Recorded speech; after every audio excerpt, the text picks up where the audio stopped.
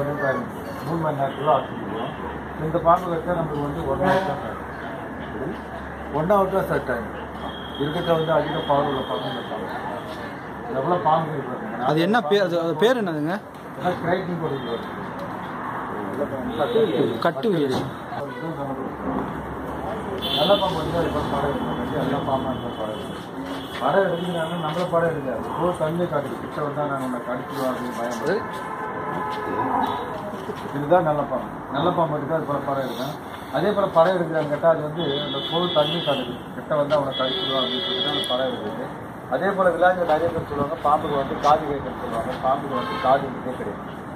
பாம்புக்கு வந்து கண் பார்வை விட்டு அந்த வயிற்றுல இருந்து அந்த அசி அந்த மூமெண்ட்டு இதை வச்சு தான் அவங்க தர கவனிச்சுருவாங்க. இப்போ விளையாட்டோட மௌடி அதை வச்சு ஊதுனா பாம்பு காது கேட்கன்னு சொல்லுவாங்க.